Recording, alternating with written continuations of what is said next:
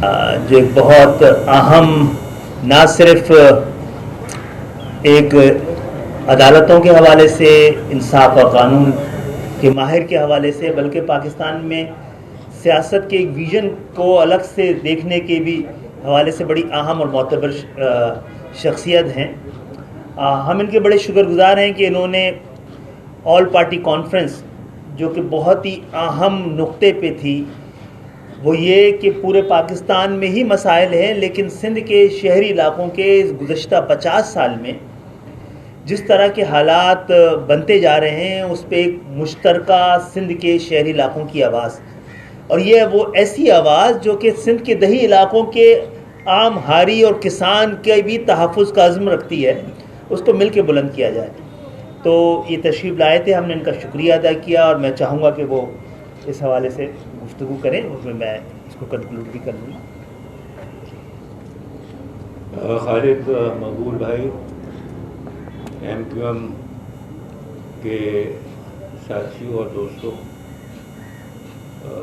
Media کے بھائیوں بہنوں، السلام علیکم۔ سب سے پہلے تو میں آپ کو مبارکباد پیش کرنا چاہوں گا کہ بڑے نامساعد حالات میں آپ نے لیڈرشپ کو سنبھالا اور 9-0 یقیناً غیر فعال ہوا، لیکن موجودہ جو آپ کا سینٹر ہے وہ اس سے کسی لحاظ سے بھی کم نہیں ہے، اور جس تندہی و شدت کے ساتھ کام کر رہے ہیں، اور جو آپ کا ایک براڈ ویژن ہے، مہاجر سے لے کر کے متحدہ تک ایک لمبا سفر تھا جو آپ نے بڑی کامیابی سے پورا کیا، اور ہم جو بنیادی طور کے اوپر ہم لوگ اتحاد سے وابستہ رہے ہیں، اور ایک نئی الائنس کانسٹیٹیوٹ ہوئی ہے جس کو پاکستان قومی اتحاد کہتے ہیں۔ ہم آپ کی کاوشوں کو خوش آمدید کہتے ہیں۔ نہایت ادب کے ساتھ جو ہمارے مسائل ہیں، پاکستان کے وہ مشترکہ مسائل ہیں، کہیں وڈیرا قابض ہے تو کہیں سردار قابض ہے تو کہیں خان قابض ہے۔ اگر قابض کوئی نہیں ہے تو پاکستان کا عوام قابض نہیں، اور اس عوام کے لیے ہی ہم جدوجہد کر رہے ہیں۔ تعلیم کا لیول ہمارے ہاں کیا ہے، صحت کے مسائل کیا ہیں، روزگار کے حالات کیا ہیں، مہنگائی کہاں سے کہاں پہنچ گئی ہے، اور سب سے بڑا مسئلہ جو اس وقت ہے وہ شہری آبادیوں کا ہے، اور انفارچونیٹلی ان مسائل میں بھی سندھ سب سے پیچھے ہے، اور بلا وجہ کی باتیں ہوتی ہیں۔ پہلے کراچی اور سندھ کی باتیں ہوتی تھیں، اب شہری اور دیہی سندھ کی باتیں ہونی شروع ہو گئی ہیں، اور اسمبلیوں کا جو ایک سیکریٹ فلور ہے وہ اس کے لیے استعمال ہو رہا ہے، جو بڑی انفارچونیٹ بات ہے۔ تو امید یہ ہے کہ انشاءاللہ مل کر کے کام کیا جائے گا۔ جتنی بھی اکائیاں ہیں سندھ میں، پاکستان میں، مل کر کے کام کریں گی، اور بہت ساری باتیں انڈر ڈسکشن آئی ہیں خالد مقبول صاحب اور ایم کیو ایم کی لیڈرشپ کے ساتھ، اور تمام جو مثبت معاملات ہیں اس میں ہم نے اپنے آپ کو ایک ہی پیج کے اوپر محسوس کیا ہے، اور ہم یہ سمجھتے ہیں کہ زندہ قومیں اور خصوصاً شائستہ قوموں کا طریقہ کار مار دھاڑ کرنا نہیں ہے، بلکہ اکراس دی ٹیبل بات چیت کرنا ہے، اور اگر کوئی مسائل ہیں تو ان کو افہام و تفہیم سے حل ہونا چاہیے، بجائے اس کے کوئی اور راستہ اس کے لیے اختیار کیا جائے۔ تو ماشاءاللہ یہ ایک بڑا خوش آئند موقع ہے، پہلا ضرور ہے، لیکن میں امید کرتا ہوں کہ آخری نہیں ہوگا۔ میں ایک مرتبہ پھر آپ کی لیڈرشپ کا اور آپ کا شکر گزار ہوں کہ آپ نے ہمیں یہاں مدعو کیا اور موقع دیا کہ ہم اپنے خیالات کا اظہار کریں. شکریہ. اچھا سر میں یہ ضرور بتانا چاہوں گا کہ اس وقت ان کے تجربے کی ہمیں نہیں سب کو ضرورت ہے، اور جو حالات ہیں ہمارے درمیان بہت ساری چیزیں قدر مشترک ہیں. ہمارا ایک طرح کا تاریخی پس منظر، نفسیاتی رد عمل ایک طرح کا، اور پھر جن حالات میں رہ رہے ہیں ہمارے سیاسی خیالات بھی اس حوالے سے کہ ہم سب سمجھتے ہیں، اکثریت پڑھے لکھے لوگ سمجھتے ہیں، جو درد مند دل رکھتے ہیں وہ سمجھتے ہیں، جو حب الوطن محب وطن پاکستان کی طاقتیں ہیں وہی سمجھتی ہیں کہ پاکستان کو ایک جینوئن جمہوریت کی ضرورت ہے. جاگیرداران جمہوریت سرو نہیں کر سکتی ہے، ہمیں اس سے ایک بہتر نظام کی ضرورت ہے، ایک فعال عدالتوں کی ضرورت ہے، ایک ایسی جمہوریت کی ضرورت ہے جو شراکتی اور شمولیتی ہو، جو جس کے ثمرات عام پاکستانیوں کے دہلیز تک پہنچانے کی کوشش کی جانی چاہیے. تو جو ہمارے درمیان قدر مشترک ہے اس میں ہم مل کر اور آگے بڑھ سکتے ہیں، اور آپ کے تجربے سے صرف ہم نہیں، میں سمجھتا ہوں کہ پورا سندھ اور پورا پاکستان، اور خاص طور پہ سندھ کے شہری علاقے جو بہت مشکل حالات میں آتے جا رہے ہیں 13 سال کی حکومت کے تسلسل کی وجہ سے، اس میں بہت فرق پڑے گا. ہم اپنے پہچان کے لیے، شناخت کے لیے اور حقوق کے لیے، اور کراچی اور سندھ کے شہری علاقے دراصل میں سمجھتا ہوں کہ اس سے دشمنی تو پاکستان سے دشمنی ہے. وہ جو 70 سال سے 70% سے زیادہ ریونیو دے رہے ہیں اور سندھ کے بجٹ کا 95% دے رہے ہیں، کسی کو پاکستان سے دشمنی کرنی ہے تو اگر کراچی کے حالات درگوں ہوتے چلے گئے تو پاکستان جس بڑے پلر پر ٹکا ہوا ہے اس کو گرا کر کس کو فائدہ پہنچانے کی کوشش کی جا رہی ہے. آپ کا بہت بہت بہت بہت شکریہ، اور ہمارا بڑا حوصلہ بڑھا ہے.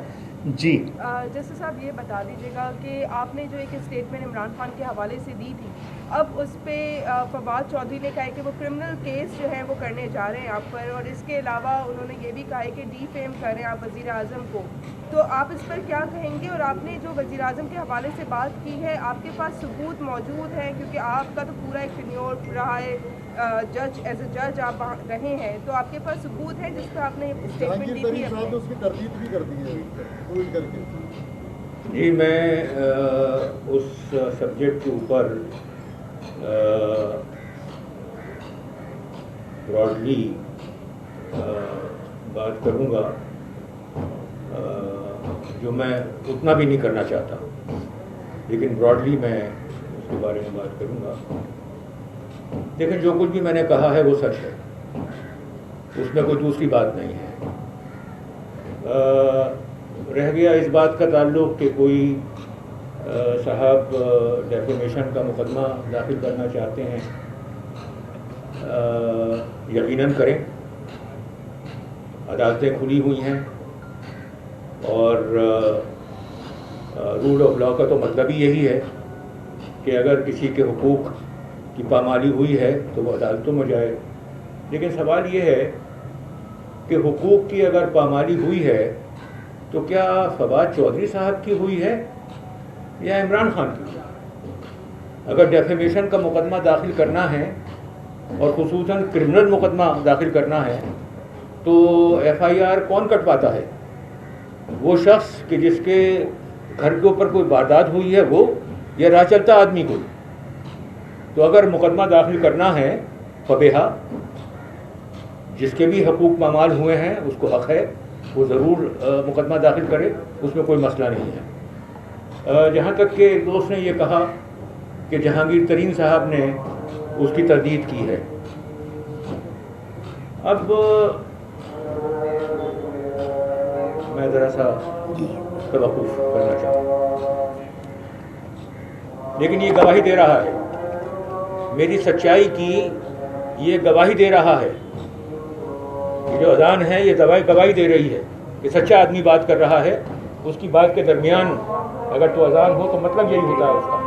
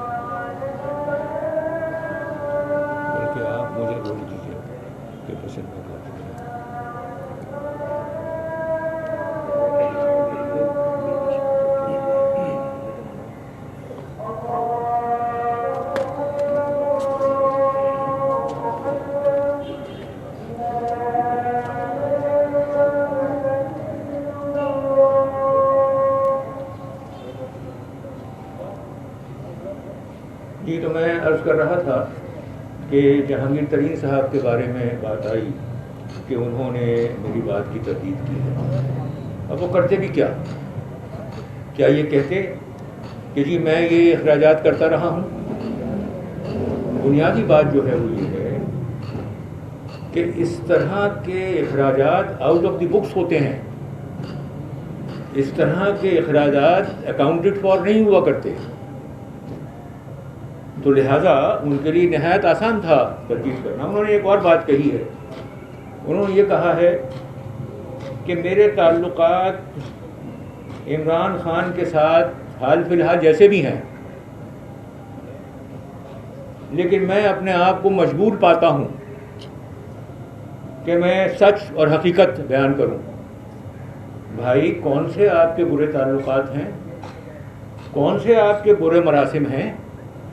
وہ جو چینی کے بارے میں جو ایک مسئلہ کھڑا ہوا تھا جس کے اوپر کمیشن وغیرہ تک بات گئی تھی، تو اس میں آپ کا کون سا بال بیکا ہو گیا؟ میں یہ سمجھتا ہوں اور نتیجے میں ایک بات صرف جملہ عرض کروں گا. دوسری بات جو میں عرض کرنا چاہوں گا وہ یہ ہے کہ اس بحران کے نتیجے میں تو آپ نے اربہ روپیہ کما لیا، تو آپ کے تعلقات کون سے کشیدہ ہوئے؟ آپ کو تو فائدہ ہی ہوا. تو لہٰذا اگر آپ نے کوئی بیان دیا ہے اور یہ ایکسپیکٹڈ تھا کہ آپ کیا بیان دیں گے، تو آپ اپنے جہاز کی بات کریں، آپ دوسری چیزوں کی بات کریں. بات کو آگے میں بڑھانا نہیں چاہتا ہوں. دیکھیے پلیز دیکھیے ایک بات سن لیجیے پلیز، کہ یہ بات جو آپ لوگ سوالات کر رہے ہیں یہ بڑے اہم ہوں گے اور ہیں، لیکن ہم تو ایک ہنگامی حالات، ایک بہت ہی سنگین حالات میں سندھ کے شہری علاقے آ چکے ہیں، اور میرا خیال ہے یہاں پر آج ہماری ملاقات اس کے لیے ایسی راہیں نکالنی تھی جس میں حب الوطن، محب وطن طاقتوں کو، ہم خیال لوگوں کو بیٹھ کر حل نکالنا چاہیے. سندھ کے شہری علاقوں کا جو حال ہے اس کے اثرات پاکستان کی جمہوریت پہ، پاکستان کی معیشت پہ، سب پہ پڑ رہے ہیں، اور ان کی موجودگی سے ہمیں بہت سارے قانونی اور سیاسی پہلوؤں کو سمجھنے میں مدد ملی ہے. میں سمجھتا ہوں آپ یہ ہماری مدد کریں کہ وہ سوالات کے رخ اس جانب ہوں. بتا دیجیے گا کہ سعید غنی صاحب نے اسلام آباد میں پریس کانفرنس کرتے ہوئے ابھی کچھ دیر پہلے یہ کہا ہے کہ ایم کیو ایم جو ہے وہ لسانی فسادات کروانا چاہتی ہے، اور ساتھ میں انہوں نے یہ بھی کہا کہ ایم کیو ایم جو ہے وہ کیوں اب تک وفاقی حکومت کا حصہ ہے، کراچی ذرا سنجیدہ ہے تو وفاقی حکومت چھوڑ دیں. یہ بھی ایڈ کر لیں، سعید غنی صاحب نے پہلے بھی یہ کہا ہے کہ ایم کیو ایم ایک دہشت گرد. جی دیکھیں ذوالفقار ہم نہیں بنائی ہوگی، اگر وہ ہمیں دہشت گرد کہہ رہے ہیں، ادھر تم ادھر ہم کا نام اشد ہم نے لگایا ہے یا ٹانگیں توڑ دینے کی باتیں ہم نے کی ہیں. اور ان کے جو 2-3 حکومتیں ختم ہوئی ہیں اس میں کہا گیا ہے کہ ماورا عدالت قتل کرتے رہے، ریاست کو استعمال کرتے رہے، اپنی حکومتی طاقت کو دہشت گردی کے لیے استعمال کرتے رہے. پیپلز پارٹی کے اوپر کہا گیا ہے نا، تو ہمارے لیے تو یار حکومت ہے نا، کیسز کریں، مقدمے چلے آئیں اس پہ بیانات دینے کے بجائے. اور جہاں تک تعلق ہے کہ ایم کیو ایم لسانی فسادات کرا رہی ہے، کوٹا سسٹم میں نے لگایا تھا، لسانی بل ہم نے پیش کیا تھا. یہ 13 سال سے آپ نے تمام سندھ کے شہری علاقوں کو مفلوج اور معذور کر دیا ہے، یہ ہم نے کیا تھا. آپ لسانی فسادات کی جانب بڑھا رہے ہیں پورے سندھ کو. آپ نے ہی لسانی فسادات کے آپ بینیفیشری ہیں. آپ نے پورے لسانی بل کے بعد لسانی فسادات کرا کر اندرون سندھ سے مہاجروں کو کراچی آنے پر اور سندھ کے شہری علاقوں پہ آنے پر مجبور کیا تھا.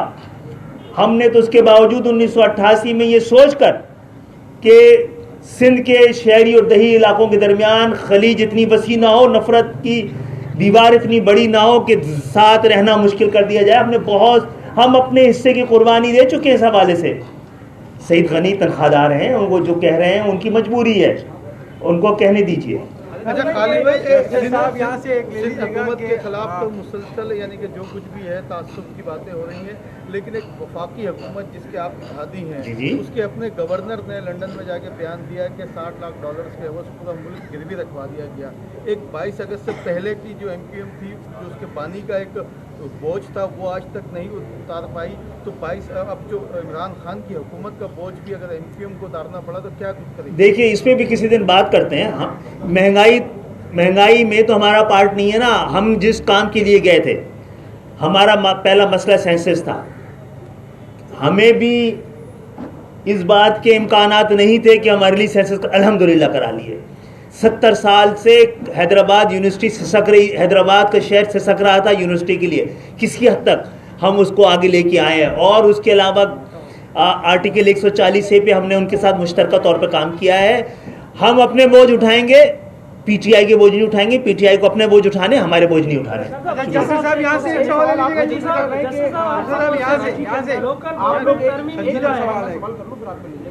آپ جب کراچی کے اندر ایک اسٹیک ہولڈر کانفرنس بلاتے ہیں لیکن اس میں ایک سیاسی جماعت میں پی ایس پی کا نام لے رہا ہوں, اس کو آپ نہیں بلاتے. جی, جب ایک معاملے پر میرا سوال سن لیجیے خالد بھائی کہ ایک معاملے پر تمام لوگوں کو جمع کرنا آپ کا موقف ایک ہے, لیکن آپ لوگ ساتھ مل کر بیٹھنے کو تیار ہیں.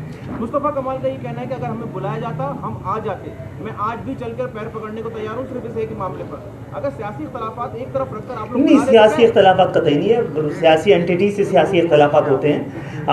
ہم نے تمام جینون سیاسی قوتوں کو جو ہم سے ایگری کرتی تھیں یا نہیں کرتی تھیں, کئی ہمارے شدید مخالف بھی ہیں, کئی بنیادوں پہ ہم سے مخاصمت کا ایک پورا دور بھی رہا ہے. ہم نے سب کو بلایا, بڑے انصاف کے ساتھ بلایا ہے, اور اس حوالے سے ہم اپنے حصے کا کام کر چکے ہیں. باقی جن صاحب کا کہہ رہے ہیں ان کو اپنا رول ادا کرنا ہے. بہت بہت شکریہ, بہت بہت شکریہ. جسٹس صاحب ایک سوال لے لیجیے.